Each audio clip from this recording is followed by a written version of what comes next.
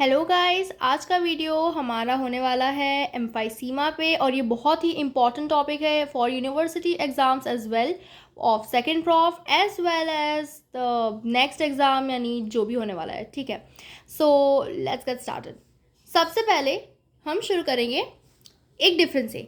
Obstructive और restrictive pulmonary disease के बीच में हमें एक जनरल आइडिया होना चाहिए कि क्या होता है। तो ऑब्स्ट्रक्टिव का क्या मतलब होता है? देखो, ऑब्स्ट्रक्टिव मतलब जो एयर पैसेज है उसमें बीच में कोई ऑब्स्ट्रक्शन आ रहा है, कोई रुकावट आ रही है, उसकी वजह से जो एयर है वो बाहर नहीं जा पा रही है। ठीक है, तो दैट इज ऑब्स्ट्रक्टिव। मतलब क्या लिखा है यहाँ पे? इंक्रीज रेजिस्टेंस, है ना, रेजिस्टेंस होगा एयर फ्लो को, increase resistance to air flow due to partial और complete obstruction at any level partial या कंप्लीट ऑब्स्ट्रक्शन का उसकी वजह से ही होता है। वहीं पे जो रिस्ट्रिक्टिव है ना, वहाँ पे क्या होता है? Reduced expansion of lung parenchyma and decreased total lung capacity. मतलब यहाँ पे ना लंग पैरेन्काइमा जो है वो एक्सपांड ही नहीं हो पा रहा है, ऑब्स्ट्रक्शन की चीज़ नहीं है, यहाँ पे वो एक्सपांड ही नहीं हो पा रहा है, मतलब वो रिस्ट्रिक्ट करके रखा है। ठीक है, उसने रिस्ट्रिक्ट करके रखा है, तो ये चीज़ हो गई। और इसके अलावा हमें ये भी पता होना चाहिए कि ये कब कब देखने को मिलता है। इस वीडियो में मेनली मैं एम्फाइसीमा के बारे में बताऊंगी, जो कि एक ऑब्स्ट्रक्टिव डिजीज है, बट इसका भी हमें थोड़ा पता होना चाहिए कि अगर इन टू कंडीशंस, अगर चेस्ट वॉल डिसऑर्डर अगर कोई होगा तो, इसके अलावा अगर क्रोनिक इंटरस्टिशियल एंड इनफिल्ट्रेटिव डिजीज अगर हुई तो। ठीक है, अब हम शुरू करते हैं ऑब्स्ट्रक्टिव पल्मोनरी डिजीज से। तो इसमें 4 चीज़ें होती हैं एम्फाइसीमा, जो हम आज के वीडियो में कवर करेंगे। और आज का वीडियो जो है हम 2 पार्ट्स में डिवाइड करेंगे, बिकॉज एम्फाइसीमा एक बहुत ही बड़ा टॉपिक है और मैं उसमें उतनी चीज़ें बताऊंगी जो आप लोगों को यूनिवर्सिटी एग्जाम में लिख के आनी पड़ेगी। ठीक है, अगर ये लॉन्ग क्वेश्चन आता है या इवन शॉर्ट नोट के लिए आता है तो ये सब इंपॉर्टेंट चीज़ें ये पता होनी चाहिए और इसमें लिख के आनी है। ठीक है, एम्फाइसीमा, क्रोनिक ब्रोंकाइटिस, एज्मा और ब्रोंकिएक्टासिस। ठीक है, जिसमें से एम्फाइसीमा और क्रोनिक ब्रोंकाइटिस को हम साथ में सीओपीडी बोलते हैं। They both are included in COPD, है ना, क्रोनिक ऑब्स्ट्रक्टिव पल्मोनरी डिजीज। और ये मोस्टली सिगरेट स्मोकिंग की वजह से होती है। हम एम्फाइसीमा में भी देखेंगे कि स्मोकिंग जो है ये इंपॉर्टेंट कॉजेटिव एजेंट होता है। अब एम्फाइसीमा शुरू करते हैं। तो इसकी डेफिनेशन क्या लिखेंगे? Irreversible enlargement of the air spaces distal to terminal bronchiole, है ना। मतलब मैं इसके पहले वाले वीडियोस में आपको बता चुकी हूँ, जिसमें मैंने एनाटॉमी भी कवर करी है, तो उसमें मैं बता चुकी हूँ टर्मिनल ब्रोंक्यूल जो रहता है उसके बाद क्या होता है, हमारा एल्वियोलस होता है। क्या होता है? एल्वियोलस होता है।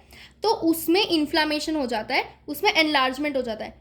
ठीक है, एनलार्जमेंट हो जाता है मतलब वो उसका, देखो ये जो एनलार्जमेंट है ना, इसको हम डिवाइड करेंगे अलग अलग, मतलब उसकी पोजीशन के बेसिस पे। ये मैं पूरा आगे आप लोग को बताऊंगी डिटेल में, बट इतना याद रखो कि जो पोर्शन होता है ना distal to the terminal bronchial, उसका एनलार्जमेंट होता है। इसके साथ में उनके जो वॉल्स है ना उसमें डिस्ट्रक्शन भी हो जाता है, उनके वॉल्स में डिस्ट्रक्शन भी हो जाता है, मतलब कहीं ना कहीं सरफेस एरिया भी कम हो रहा है गैशियस एक्सचेंज का। ठीक है, इसके अलावा it is positive association with heavy cigarette smoking and women and African Americans are more susceptible। देखो यहाँ पे आ रहा है ना सिगरेट स्मोकिंग, मतलब emphysema is having is showing positive association with heavy cigarette smoking। ठीक है, अब इसमें 4 टाइप्स होते हैं। ठीक है, हमने एनाटॉमिकली मतलब कौन सा वाला पार्ट एसाइनी का इन्वॉल्व है उसके हिसाब से हमने 4 पार्ट में उसको डिवाइड किया है। एक होता है सेंट्री असाइनर, दूसरा पैन असाइनर, तीसरा पैरासेप्टल और चौथा इरेगुलर। हमें इन सबके बारे में पता होना चाहिए। तो जो सेंट्री असाइनर है ना, ये मोस्ट कॉमन टाइप होता है। ठीक है, जो कि मोर देन 95% केसेस में प्रेजेंट होता है।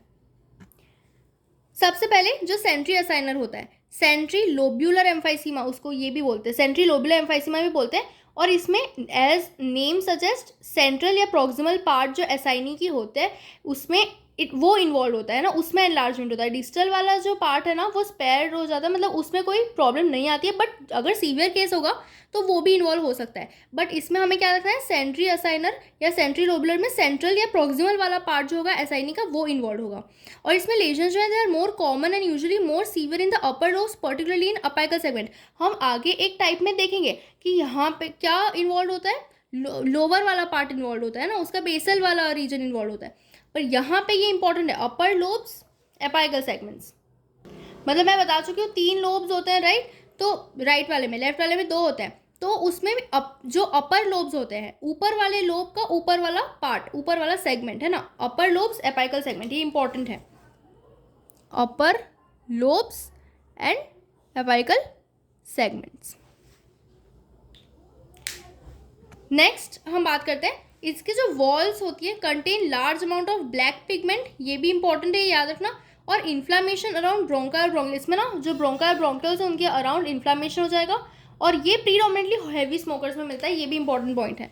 It is seen predominantly in heavy smokers, तो ये इंपॉर्टेंट है। नेक्स्ट टाइप आ जाता है हमारा pan acinar. Pan acinar pan lobular emphysema, ठीक है। अब नाम से ही समझ में आ रहा है it is pan acinar. Pan असाइनर का क्या मतलब है कि पूरा का पूरा जो असाइनी होगा वो इन्वॉल्व होगा, असाइनी यूनिफॉर्मली एनलार्ज होगा, and it is more common in the lower zones in anterior margin of lungs and most severe at bases, है ना। लोअर जोन्स में भी बेसिस में, याद रखना ये आ गया। देखो लोअर जोन्स में और बेसिस में, हमने इसके पहले वाले टाइप में क्या पढ़ा सेंट्री असाइनर वाले में कि अपर लोब्स में एपाइकल सेगमेंट्स में, पैन असाइनर में लोअर जोन्स नीचे वाले जोन में बेसिस में ये ज़्यादा सीवियर होता है।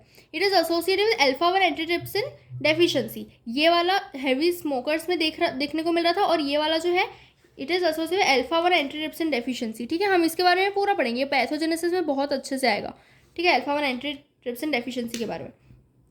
नेक्स्ट टाइप आता है डिस्टल असाइनर पैरासेप्टल एम्फाइसीमा। नाम से ही समझ में आ रहा है इसमें डिस्टल वाला पार्ट है ना, डिस्टल वाला मतलब दो पार्ट्स होते हैं प्रॉक्सिमल डिस्टल, उसमें से डिस्टल वाला पार्ट जो है वो इन्वॉल्व होगा, प्रॉक्सिमल वाला पार्ट जो है नॉर्मली वो स्पेयर्ड होता है या नॉर्मल होता है, ठीक है। More strikingly adjacent to pleura along lobular connective tissue septa and at margins of lobules, मतलब ये मोर स्ट्राइकिंगली प्लूरा के एडजेसेंट दिखता है, प्लूरा के आसपास दिखता है, और जो लोबुलर कनेक्टिव टिश्यू सेप्टा होता है ना, मतलब जो बेसिकली सेप्टा होता है ना लोब्यूल्स के बीच में, वहाँ पे it is more strikingly visible and at margins of the lobules, है ना। It is usually more severe in upper half of lungs, ठीक है। It is usually more severe in the upper half of lungs, ये भी important चीज़ है कि ये अपर half of lungs में ज़्यादा सीवियर होता है डिस्टल वाला, ठीक है। इसके अलावा कैरेक्टरिस्टिक फाइंडिंग इसमें multiple continuous and large air spaces होते हैं, ठीक है। बट ये सब इतना इंपॉर्टेंट नहीं है, बट इसमें ये याद रखना है कि इसमें डिस्टल पार्ट है ना, प्रॉक्सिमल वाला पार्ट यूजुअली नॉर्मल रहता है, डिस्टल वाला पार्ट इन्वॉल्व होता है, ठीक है। और कहाँ कहाँ ये प्रेजेंट होता है ये भी याद रखना। फिर जो हमारा लास्ट वाला है that is air space enlargement with fibrosis, इसमें याद रखना दिस इज इरेगुलर एम्फाइसीमा। हमने कौन से देखे, सेंट्री असाइनर देख लिया, पैन असाइनर देख लिया, डिस्टल असाइनर देख लिया, अब इरेगुलर भी है ना। जो पैन असाइनर था दैट वाज रेगुलर, अब ये इरेगुलर है, मतलब ये कहीं पे भी इसमें कोई रेगुलरिटी नहीं है, ठीक है।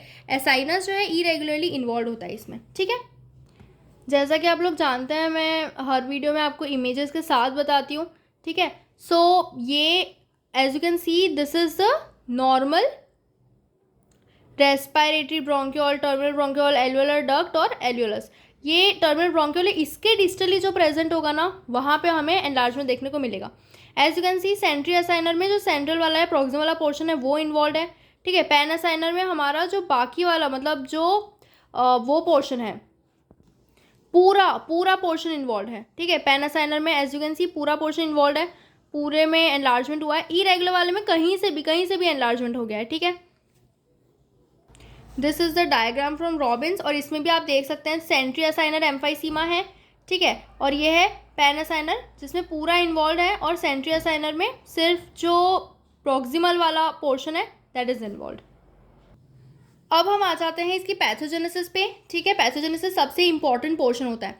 तो सीओपीडी एज मैं आपको बता चुकी हूँ, एम्फाइसीमा और chronic bronchitis they are involve in COPD, ठीक है। तो सीओपीडी में क्या होता है, mild chronic inflammation throughout the airways, parenchyma, pulmonary, vasculature, इन सब में क्या होता है माइल्ड क्रोनिक इन्फ्लामेशन होता है। और इन्फ्लामेशन होता है इससे हमें क्या समझ में आता है कि यहाँ पे मैक्रोफेजेस, न्यूट्रोफिल्स और लिम्फोसाइट्स ये तीनों बढ़ जाएंगे, है ना। मतलब इन्फ्लामेटरी सेल्स जो है एक्टिवेट होंगे, किसी भी स्टिमुलस से हो सकते हैं, तो वो एक्टिवेट होंगे तो वो मीडिएटर्स रिलीज करेंगे, और हमें पता है मीडिएटर्स की वजह से क्या होगा, लंग डैमेज हो जाएगा, ठीक है। अब यहाँ पे ना दो हाइपोथेसिस प्रपोज की गई है, दोनों ही बहुत इंपॉर्टेंट है।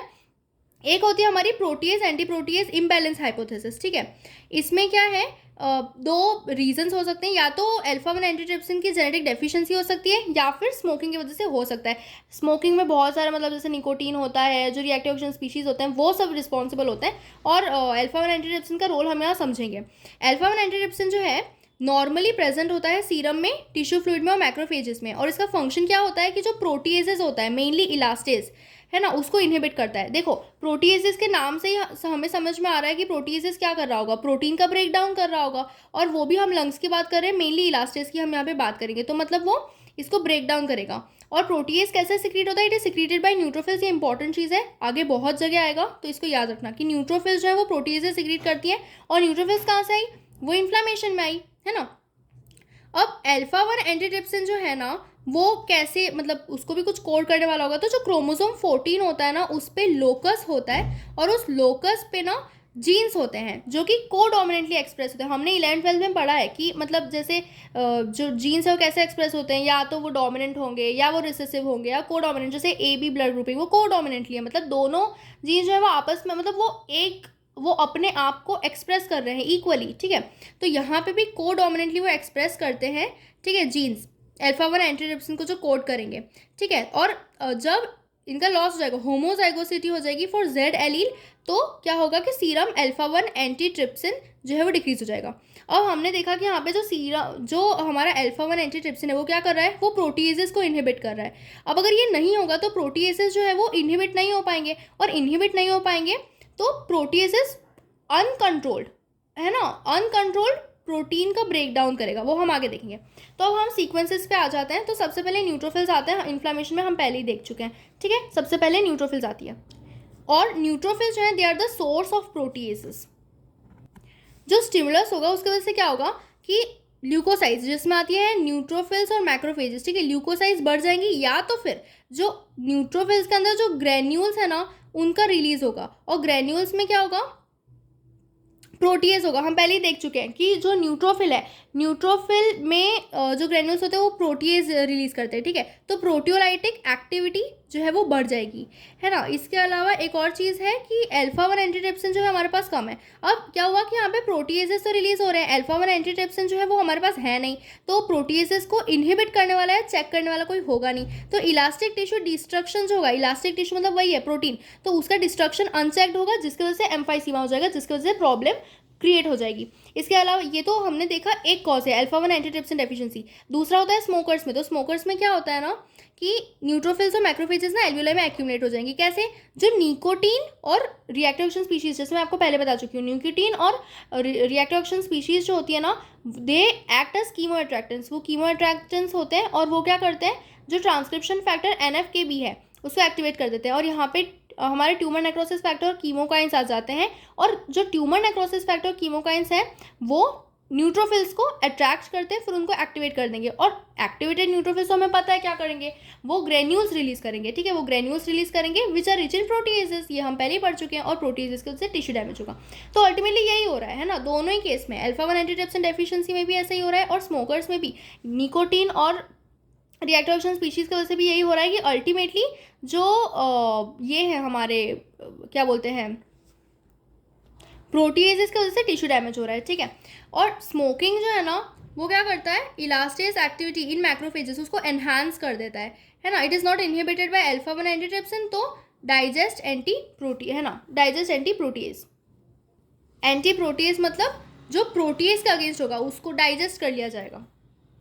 तो हमने देखा protease anti protease imbalance. Next जो hypothesis that is oxidant antioxidant imbalance, ठीक है। अब क्या होता है, नॉर्मली हमारे लंग्स में एंटीऑक्सीडेंट्स होते हैं जो कि ऑक्सीडेटिव डैमेज को चेक में रखते हैं, ठीक है, उसको मिनिमम रखते हैं। पर क्या है कि हमने देखा कि स्मोकिंग में ना रिएक्टिव ऑक्सीजन स्पीशीज़ होते हैं, तो रिएक्टिव ऑक्सीजन स्पीशीज़ जो है ये इन एंटीऑक्सीडेंट्स के फंक्शन को नहीं होने देते हैं, मतलब बहुत ज़्यादा ऑक्सीडेटिव डैमेज हो जाएगा, उसकी वजह से लंग में इंजरी हो जाएगी, है ना।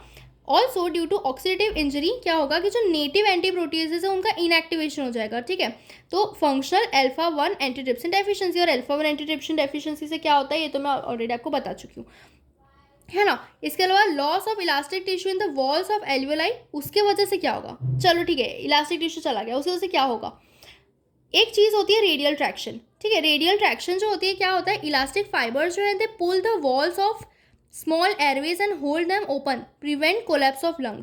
मतलब वो ना उसको ऐसे बाहर की तरफ खींच के रखेंगे, और उसके वजह से क्या होगा ना कि हमारे जो एयरवेज है वो ओपन रहेंगे। तो ये इलास्टिक फाइबर्स की वजह से हो रहा है। अब उसका तो डिस्ट्रक्शन हो जाएगा, तो यहाँ पे रेडियल ट्रैक्शन जो है ना उसका रिडक्शन हो जाएगा, और उसके वजह से क्या होगा कि हमारे जो रेस्पिरेटरी ब्रोंक्यूल्स हो जाएंगे वो कोलैप्स हो जाएंगे, है ना, एक्सपीरेशन के टाइम पे, ठीक है, उनका कोलैप्स हो जाएगा। तो मतलब फंक्शनल एयर फ्लो ऑब्स्ट्रक्शन, अब यहाँ इसीलिए ऑब्स्ट्रक्शन हो रहा है, तो ये है पैथोजेनेसिस, समझ में आया। इसके अलावा एक और एडिशनल पॉइंट इसमें रॉबिन्स में लिखा हुआ था कि also young smokers often have changes related to small airway inflammation that also contribute to airway narrowing and obstruction, ठीक है। जो यंग स्मोकर्स होते हैं ना, they often have changes related to small airway inflammation, है ना, उनमें ये प्रॉब्लम्स होते हैं और ये भी कंट्रीब्यूट करते हैं एयरवे नैरोइंग एंड ऑब्स्ट्रक्शन को। बट एनीवेज इसमें मेनली पैथोजेनेसिस हमें बहुत अच्छे से याद करनी है, हमें दोनों हाइपोथेसिस अच्छे से लिखनी है। तो इस वीडियो में इतना ही। नेक्स्ट वीडियो में मैं आपको मॉर्फोलॉजी, माइक्रोस्कोपी, क्लिनिकल कोर्स, ये सारी चीज़ें बताऊंगी, ठीक है। Thank you so much.